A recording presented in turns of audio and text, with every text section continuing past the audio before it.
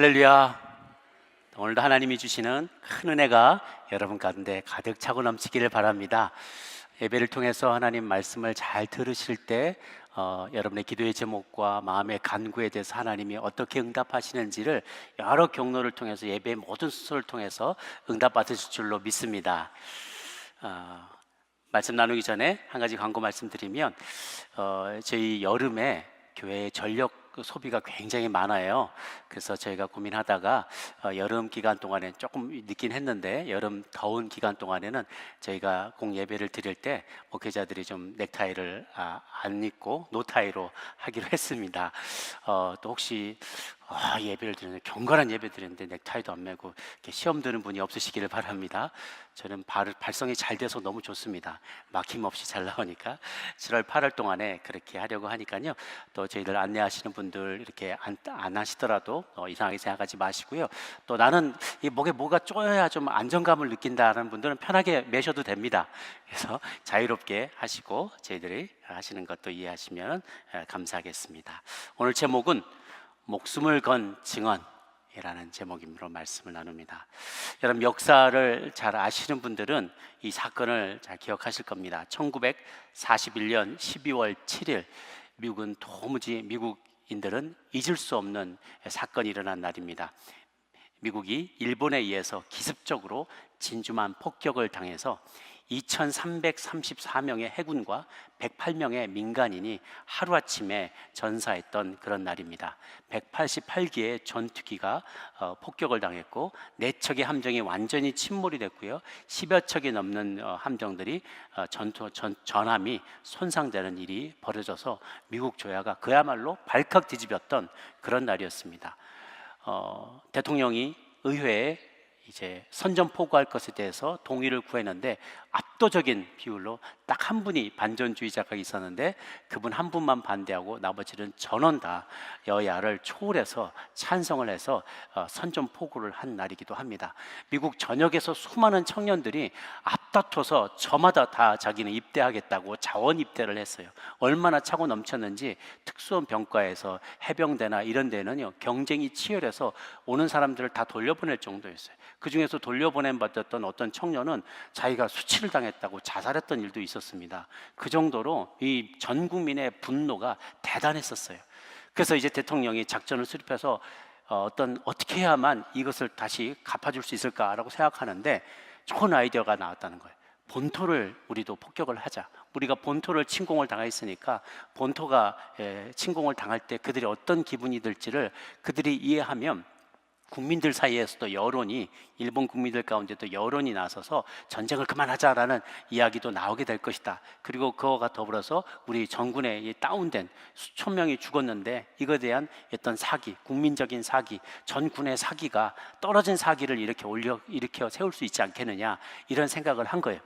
근데 문제는 뭐냐면 제일 가까운 일본 열도에서 제일 가까운 섬인 하와이나 미드웨이가 너무 멀리 떨어져 있다는 거예요. 그래서 항공모함을 가지고 가까이 가져가려고 하면 항공모함의 3대뿐인데 일본이 훨씬 더 많았어요. 그 당시에 일본의 해군력은 막강했습니다. 미국보다도 더 강력했어요. 군함의 숫자도 훨씬 더 많았고요. 가까이 갔다가 그나마 남은 항공모함 세대도 다 폭격을 당하면 그러면 우리는 이제 남은 게 하나도 없지 않느냐. 그래서 실은 촉박한데 이미 많은 전함들은 잃어버렸고 쓸 수 있는 카드가 별로 없는 거예요. 그때 한 장교가 아이디어를 내서 그러면 육군 항공기를 쓰자. 큰 항공기를 써서 폭탄을 투하하고 멀리까지 날아갈 수 있으니까 폭탄을 투하하자. 그래서 B-25 폭격기를 이제 항공모함에다 멀리 실어서 가까이 이제 다가가서 비행기를 띄우려는 그런 계획을 세웠는데요. 2가지 문제가 있었어요. 뭐냐면 이 육군 항공기 B-25 폭격기는 너무 덩치가 커서 항공모함에서 이륙하자니 활주로가 너무 짧은 거예요. 이러다가 푹 떨어져 버린다는 거죠. 또 무사히 어떻게 떴다고 해도 돌아왔을 때 랜딩을 하기에 또 너무나 짧아서 꾹 떨어져 버린다는 거죠. 이 문제를 해결하기 위해서 머리를 쓰고 고민을 하다가 이 B-25 폭격기 안에 있는 모든 무장을 해지했어요. 안에 있던 걸 다 뜯어내서 기관총 이런 거 다 뜯어내고 불필요한 액세서리, 데코레이션 다 뜯어내서 아주 깡통으로만 만들어 놓고 가볍게 만든 다음에 거기다가 유류, 기름을 2배나 싣고 폭탄을 2배 실어서 어떻게든지 잘 이륙만 할 수 있으면 되게 만들어 놓은 거예요. 그리고 계획은 이륙을 한 다음에 폭격을 하고 중국으로 달아나게, 어차피 이쪽으로 다시 랜딩은 못하니까 중국으로 달아나고 띄워준 이 항공모함은 바로 주랭랑을 치게 하면 빨리 해서 폭격하고 이렇게 그 위기를 피할 수가 있겠다는 계산이 든 것이죠. 그래서 1942년 4월 18일 날 아침 두리틀 중령을 필두로 한 특공대가 마침내 항공모함 USS 호넷에서 이륙하게 됩니다. 사진을 한번 보여주시면 이렇게 16대의 폭격기가 준비가 돼 있어서요, 이제 거기서 떠서 일본을 향하게 되는데, 다음 보시면 이들이 계속해서 한 수십 명의, 한 항공기에 여러 명의 조종사들과 관제사들이 다 타고서는 출격을 했어요. 다행히 항공모함에서 잘 떴습니다. 지도에 보시면 그들이 출격을 해서 일본을 찍고 폭격을 하고 이제 중국으로 가려고 계획했는데 중간에 소련에 불시착한 이들도 있었습니다. 이들이 이륙해서 일본 제국의 심장인 도쿄와 오사카들을 주요 도시를 성공적으로 폭격을 하고 16대 중 소련으로 간 한 대와 중간에 바다에 추락한 한 대를 제외하고 모두 다 중국에 어쨌든 비상 착륙을 하게 됐습니다. 그래서 낙하산을 타고 내려와서 중국 그 당시에 자유중국 장개석 총독의 국민당 정부의 도움을 받아서 나중에 무사히 귀환을 하게 돼요.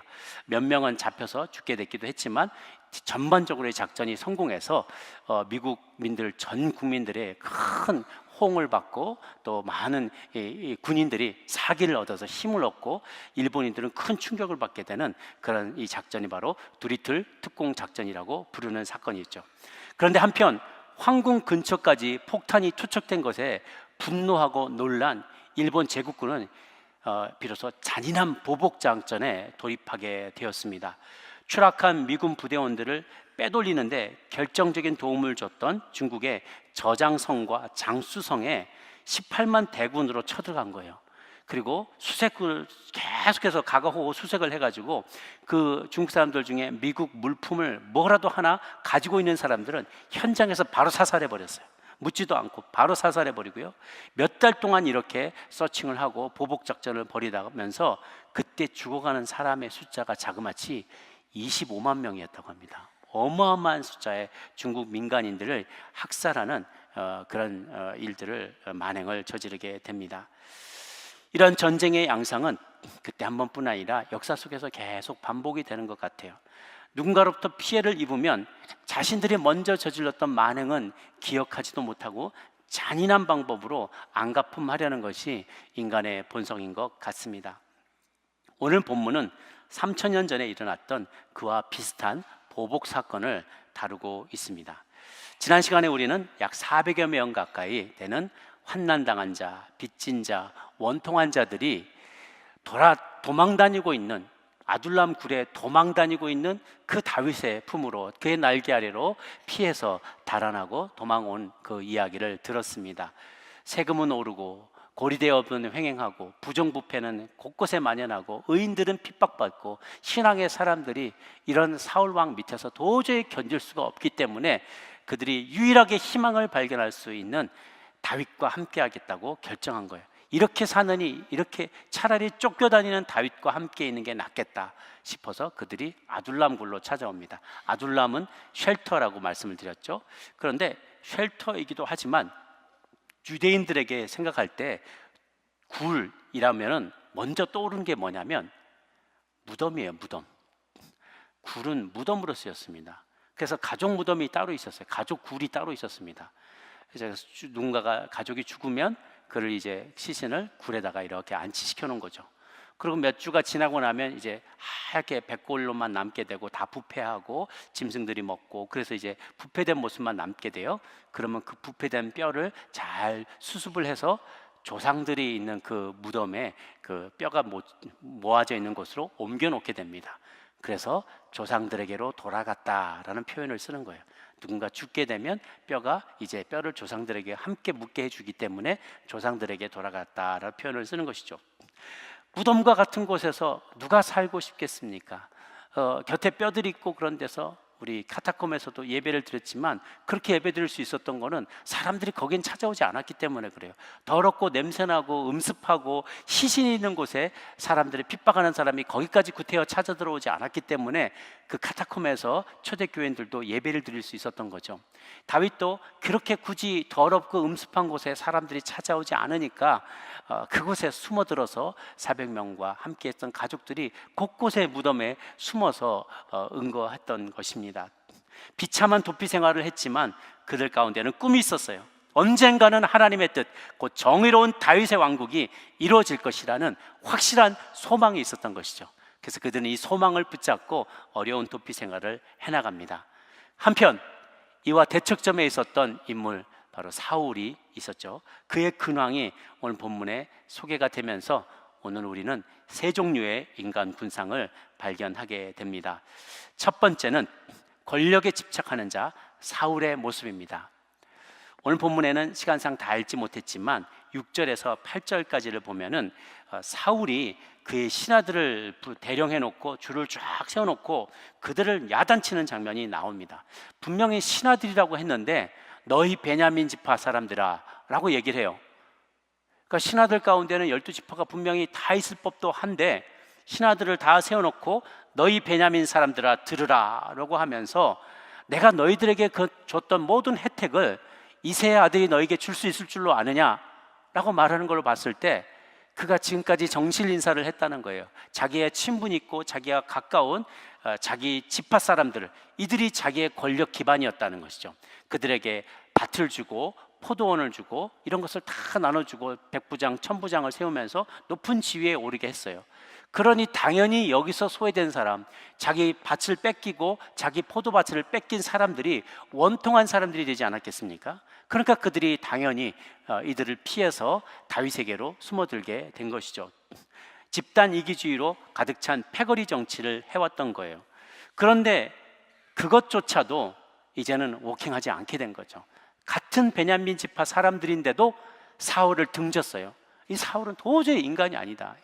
우리 아무리 그래도 해도 너무한다. 우리도 나쁘지만 우리 지도자로 볼 수가 없다. 하나님 예배하지 않고 사람들 착취하고 부정부패가 심하고 정신이 오락가락하고 완전히 어떤 집착에 사로잡혀 있는 사람이다. 이렇게 사람들이 돌아서기 시작하는 거예요. 이에 사울은 심한 배신감과 함께 두려움을 느끼게 됩니다. 그리고 이 사람들을 불러다가 호통을 치는 거죠. 이제 다윗이 왕에게, 이스라엘 왕권이 다윗에게 넘어가면 너네들은 정말 국물도 없다. 나처럼 이렇게 대해줄 줄 아느냐? 너희들이 내 아들 요나단처럼 다윗과 공모해서 나를 대적하려는 거 아니냐? 나를 죽이려고 하는 것 아니냐? 내 아들처럼 몰래 나를 치려는 것을 알려주는 자가 하나도 없다. 그런데 아들이 자기를 치려는 게 아니었거든요. 모두를 의심하는 거예요. 사울은 이제 거의 편집증에 가까운 피해망상증, 페라노이아, 모두를 의심하는 거예요. 주변에 너 이거 나 내 거 뺏으려는 거지. 너 나를 해치려고 하는 거지. 나 지금 뭐라고 했지? 나에 대해서 뭐라고 했지? 계속 주변의 사람들을 의심의 눈으로 바라보고 피해 의식에 사로잡혀서 살아가는 거예요. 잃을 것이 많은 사람일수록 이런 두려움에 사로잡히는 경우가 많습니다. 권력이 많거나 물질이 많아서 사람들로부터 누군가가 내 것을, 내가 가지고 있는 것을 빼앗으려 한다는 그런 불안한 마음이 계속해서 가중이 되면 피해망상에 사로잡힐 수가 있어요. 다른 사람들의 선한 동기를 나쁘게 받아들입니다. 전반적으로 불신과 의심이 차고 넘치는 거예요. 객관적 근거 없이 남들이 나를 음해한다고 생각하면서 그들을 경계하고 또 대적하고 적대적이고 공격받았다고 생각하면 바로 화를 냅니다. 이렇게 편집증에 걸리게 된 사람들은 직장 내에서나 혹은 가정에서 인간관계가 깨지고 굉장히 어려움을 경험하게 되죠. 다른 사람에 대해서 굉장히 호전적인 행동을 보이게 됩니다. 정당한 근거 없이 때로는 배우자를 반복적으로 의심해서 의처증이 생기거나 의부증이 생기기도 하는 거죠. 당연히 친밀하고 친숙한 인간관계를 맺기가 어려워져요. 때로는 교회 안에서도 믿음의 사람들도 이런 어려움의 시험에 들 수가 있습니다. 당연히 하나님의 사람도 의심하게 되고요. 신앙 공동체 안에서도 형제 자매들에 대해서 적대적인 태도를 보일 수 있습니다. 우리가 주의하고 껴있어야만 합니다. 성경에 보면 이런 편집 증세를 보이는 사람들이 곳곳에 있습니다. 아합 왕은 엘리야에 대한 피해망상을 보이다가 부인이 이세벨을 통해서 엘리야를 죽이려고 합니다. 예수님 탐생 당시에 유다 왕이었던 헤롯도 피해망상증에 사로잡혀서 예수님 나이 어린 아기 같은 나이 또래 있는 아이들을 다 죽이려고 색출하면서 다니게 되죠. 사단은 인간이 받은 상처를 비집고 들어가서 모든 것을 의심하는 존재로 만들어 버립니다. 그러나 성경은 우리에게 이렇게 얘기를 합니다. 우리가 사람들의 선의를 의심하기보다 차라리 속는 게 낫다. 그래서 고린도전서 6장 6절 7절 말씀을 보면은 같이 한번 읽어보도록 할까요? 시작. 형제가 형제와 더불어 고발할 뿐더러 믿지 아니하는 자들 앞에서 하느냐. 너희가 피차 고발함으로 너희 가운데 이미 뚜렷한 죄악이 있나니 차라리 불의를 당하는 것이 낫지 아니하며 차라리 속는 것이 낫지 아니하냐. 믿음의 사람들이, 특별히 우리 성도들이 다른 성도들에 대해서 세상 법정에다 고소하지 말라는 거예요. 그러느니 피차 고발함으로 너희 가운데 이미 뚜렷한 허물이 있는 거다. 차라리 불의를 당하는 게 낫지 아니하며 차라리 속는 게 낫지 않겠느냐라고 얘기합니다. 의심하고 믿음의 사람들끼리 서로를 의심하고 서로를 불신하고 선한 의도를 의심하지 마시기를 바라요. 물론 선한 의도를 가지고 실수를 할 수는 있어요. 그런데 그들의 선한 의도 자체는 의심하지 말라는 것이죠. 사울 왕은 그리하지 않았기 때문에 마음속에 계속 편집증적인 정신질환, 이상심리학적인 상태 가운데 놓이게 되었고 그것은 더욱더 그를 나락으로 빠져들게 만들었던 것입니다. 두 번째 종류의 군상은 바로 도액과 같은 기회주의자였습니다. 그때 신학 가운데 서 있던 도액이 기회를 잡아서 오늘 본문 첫 시작과 같이 고발을 합니다. 9절 10절을 같이 한번 읽겠습니다. 시작. 그때 에돔 사람 도액이 사울의 신하 중에 섰더니 대답하여 이르되 이새의 아들이 노베 와서 아이두베의 아들 아히멜렉에게 이른 것을 내가 보았는데 아히멜렉이 그를 위하여 여호와께 묻고 그에게 음식도 주고 블레셋 사람 골리앗의 칼도 주더이다 라고 그가 대답을 합니다. 도액은 어떤 사람인가? 오늘 본문보다 앞서서 21장에 노베에서 제사장을 만나던 장면에서 보면 그는 사울의 목자장이다라고 표현되어 있어요. 그 7절 끝에 보면 Saul's chief shepherd, 셰퍼드 여러 목동들이 있는데 그들 목동들 중에 장이었다. 소치고 양치고 돼지치고 그러던 그 치던 가축을 치던 자들의 그냥 장이었어요. 그러니까 높은 신분에 있는 사람은 아니었던 것이죠. 특히 그는 에돔 사람이었는데요. 지도를 한번 보시면 아시겠지만 에돔 사람들은 예전에 야곱에게 장자권을 팥 한 그릇에 팔아 넘겨버릴 정도로 하나님의 축복과 약속을 우습게 여겼던 에서의 후손입니다. 이 에돔의 후손이 에서의 후손이 약속의 자녀인 야곱의 후손을 계속해서 음해하고 대적하는 모습을 우리가 보게 됩니다. 하나님의 나라를 이룬 일의 대적자로서 항상 이 에돔 사람들이 언급이 되어오곤 합니다. 그는 사단이 욥을 고발한 것처럼 하나님의 종 아히멜렉 제사장을 고발합니다. 불신앙의 사람들과 세상 사람들은 믿음의 사람들을 고발하기 위해서 혈안이 되어 있습니다. 그래서 어떻게든지 조금이라도 실수하면 그것을 빌미 삼아서 우리를 멸망의 길로 이끌려고 끄집어내려고 애를 쓰는 거죠. 사단이 우는 사자와 같이 우리를 집어삼키려고 곳곳에서 애쓰고 있습니다. 그래서 가드를 절대로 내리면 안 돼요. 방심하면 안 됩니다. 늘 깨어 기도하지 아니하면 사자에게 밥이 되고 물리게 되고 그렇게 멸망을 당할 수밖에 없습니다. 그러니 늘 주의해야만 합니다. 그렇게 이렇게 고발하고 우리를 질시하고 무너뜨리려고 하는 자에 대해서 의롭게 의연하게 대응하는 하나님의 사람이 있습니다. 그것이 바로 세 번째 아히멜렉과 같은 의로운 하나님의 사람이었습니다. 사울이 이 도에게 고발을 듣자 노발대발하며 제사장인 아히멜렉과 그의 모든 제사장들을 왕궁으로 소환합니다. 이제 왕궁으로 불려온 그들에게 사울 왕이 문초하죠. 네가 이새의 아들과 공모해서 나를 대적하려고 먹을 것도 주고 무기도 주고 여호와에게 그 뜻을 여쭤보고 그 앞길도 여쭤보고 그렇게 했느냐? 그게 사실이냐? 하고 굉장히 분노에 찬 목소리로 그를 이제 문초를 합니다. 사실 제사장은 왕과 선지자와 같이 하나님께서 주신 세 명의 중요한 직분자 중에 하나였어요. 하나님의 백성들을 이끄는 데 부족함이 없도록 왕은 어떻게 보면 행정적인 역할을 감당을 하는 것이고, 선지자는 하나님의 뜻을 백성들과 왕에게 대언해주는, 위에서 아래로 대언해주는 역할을 하고, 제사장은 모든 죄인들을 불러 모아 하나님께 예배할 수 있도록 끌어모으는 역할을 해요. 그래서 위에서 아래로, 아래에서 위로 또 하나님의 명령을 행정적으로 집행하는 사람, 이것이 왕입니다. 세 사람이 서로 간에 다른 역할들을 하며 서로를 존중하면서 이상적인 통치를 하도록 하나님께서 제도를 세우셨음에도 불구하고 사울 왕은 이 아히멜렉을 매우 무시합니다. 보잘것없는 사람 취급하면서 존중의 태도를 보이지 않고, 그의 이름도 따로 부르지 않고 아히두베 아들아 하면서 내가 배신했지, 나를 해하려는 다윗과 편먹고 그가 너희가 숨었을 때 먹을 것도 줬지, 무기도 줬지, 하나님께 뜻을 여쭤보고 예배 드려줬지, 네가 그것이 사실이냐? 라고 얘기합니다. 그러자 14절 15절에 아히멜렉이 이렇게 대답을 합니다. 함께 읽도록 하겠습니다. 시작. 아히멜렉이 왕에게 대답하여 이르되 왕의 모든 신하 중에 다윗같이 충실한 자가 누구인지요?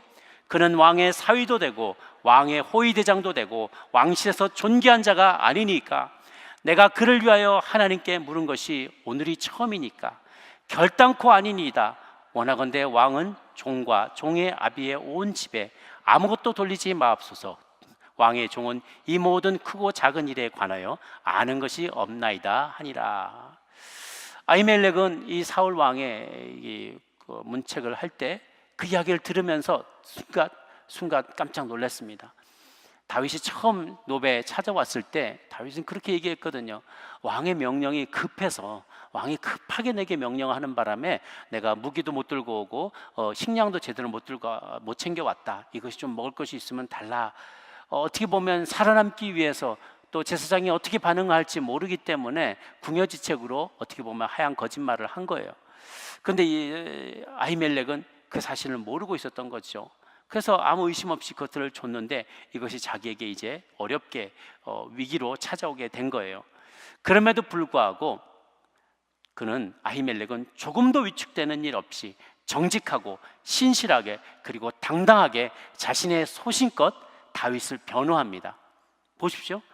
왕의 모든 신하 중에서 다윗같이 충성스러운 사람이 누가 있었습니까? 그는 당신의 사위가 아닙니까? 그는 당신의 호위무사가 아닙니까? 그리고 그는 왕실에서 존귀한 자가 아닙니까? 그리고 그가 출전할 때마다 이번 전쟁에 하나님께서 함께 하실까요? 하나님께서 갈까요 말까요? 칠까요 말까요? 이것을 우림과 둠림으로 하나님의 뜻을 물어봤던 것이 이번이 처음입니까? 지금까지 계속 그렇게 해오지 않았습니까? 그런데 왕은 왜 나에게 모든 이런 책임을 전가하십니까? 나에게 잘못이라고 책망하십니까? 아니 될 말입니다 라면서 매우 담대하게 이야기를 합니다. 정말 그런데 아히멜렉이 분위기를 몰랐을까요? 이미 그가 소환되어 올 때부터, 그리고 그 전부터 이미 사울 왕이 다윗을 미워하고 그를 죽이려 한다는 이야기를 몇 번 오래오래 다 들었을 거예요. 이미 리더십 포지션에 있는 자이기 때문에 제사장이 그 이야기를 못 들었을 리가 없죠. 이제 자기가 대답하기에 따라서 어떤 일을 당할지를 그가 분명히 알고 있음에도 불구하고 그의 이 증언은 어떻게 보면 목숨을 건 증언이라고도 할 수 있었습니다. 아까 우리 성가대가 참 은혜로운 찬양을 주셨는데요. 사나 죽으나 나는 주님의 것이라, 이렇게 고백하며 지극히 작은 자이고 나는 죄인의 개수지만 하나님께서 내게 이 귀한 증거를 하라고 말씀하신다면 나는 피하지 않겠노라, 이런 내면의 고백과 각오가 있었던 것 같아요. 아히멜렉은 굴하지 않고 다윗의 결백함을 주장하고 자신이 한 일이 아무런 잘못이 없다고, 그는 마땅히 해야 될 일을 했을 뿐이라고 그는 거기서 자신 있게 당당하게 다윗을 변호하며 답합니다. 이에 사울 왕은 더 분노해서 이 아히멜렉뿐만 아니라 노베 모든 제사장들을 반역죄를 뒤집어 씌워서 모두에게 사형 판결을 내리게 되는 거죠. 너희들 당장 쳐라 라고 주변의 호위무사들에게 그를 쳐라 라고, 이들을 모두 쳐라라고 명령하는데요. 근데 아무도 움직이는 사람이 없어요. 어떻게 감히 하나님의 기름 부으신 종을 우리가 친단 말이니까. 들어본 적도 없고 해본 적도 없고 배운 적도 없는 그런 일을, 전무후무한 일을 하라고 하니까 이 모든 주변에 둘러선 병사들이 꼼짝도 안 하는 거예요. 꼼짝도 안 해요. 그런데 역시 출세의 기회를 이때다, 출세의 기회를 얻을 수 있는 시간이 바로 이때다 싶은 도액이 썩 나서서 제사장 85명을 무참히 살해하게 됩니다. 뿐만 아니라 왕이 또 추가로 명령을 내렸는지 그들의 거처인 놉까지 쫓아가서 남녀와 젖 먹는 자와 소와 나귀와 양까지 칼로 모두 다 쳤는데, 이때 죽은 자들의 숫자가 유대의 역사학자인 요세푸스의 증언에 의하면 385명이 모두 다 무고한 죽음을 맞게 되었다라고 합니다. 마치 오늘날로 치면 어떤 나라의 대통령이 자기의 정적편을 들었다고 비난하면서 목회자 85명과 가족 총 385명을 모두 다 무참히 학살한 사건이나 다름없는 것이죠. 얼마나 충격적인 일이었겠습니까? 특히 하나님을 섬기는 유대 나라에서 이런 일이 벌어진 거예요. 도액이 이런 만행을 저지를 수 있는 어떤 동기는 그가 하나님을 두려워하지 않았기 때문에 그래요. 노비의 제사장에게 갔지만 그는 그저 의식적으로, 형식적으로 왕이 시키는 일을 했을 뿐이지 그의 마음에 정말로 하나님을 대변하는 그의 종들에 대한 리스펙트가 없었던 것이죠. 하나님을 두려워하지 않는 자는 그 마음에 하나님이 없다고 하면서 가증하고 부패한 일을 서슴없이 행합니다. 시편 14편 1절 말씀을 같이 한번 읽겠습니다. 시작. 어리석은 자는 그의 마음에 이르기를 하나님이 없다 하는도다. 그들은 부패하고 그 행실이 가증하니 선을 행하는 자가 없도다. 그러나 역설적이게도 하나님 앞에 설 수 있는 사람은 누구인가? 그 사람은 하나님을 두려워하는 사람입니다. 하나님을 두려워하는 사람만이 하나님 앞에 설 수 있어요. 그런데 하나님을 만홀히 여기는 사람은 하나님 앞에 서지도 못하고 영원한 지옥불에 던져지게 될 것이라 성경은 이야기합니다. 하나님 앞에서 언제나 나의 언행을 삼가하고 그가 나를 보고 계신다는 것, 그를 늘 의식할 때 우리는 두렵고 떨리는 마음, 하나님을 경외하는 마음으로 그 곁에 서게 될 것입니다. 시편 103편 17절 18절 말씀을 같이 한번 읽습니다. 시작. 여호와의 인자하심은 자기를 경외하는 자에게 영원부터 영원까지 이르며 그의 의는 자손의 자손에게 이르리니 곧 그의 언약을 지키고 그의 법도를 기억하여 행하는 자에게로다. 하나님은 그의 법을 지키는 자, 그를 경외하는 자에게 자손의 자손에 이를 때까지 하나님의 인자하심을 베풀어 주신다라고 약속합니다. 한편 이 노베에 남아 있다가 나머지 85명이 다 왕궁으로 불려갈 때 딱 혼자 남아서 놉을 지키고 있던 아히멜렉의 아들 아비아달이 간신히 살아남게 돼요. 생명을 건지게 돼서 급히 그가 의복을 챙겨들고 급히 달아나서 다윗에게로 갑니다. 그리고 다윗에게 사울이 여호와의 제사장들을 다 죽인 사실을 다윗에게 눈물로 고합니다. 그래서 참 다윗이 매우 인상 깊은 답을 합니다.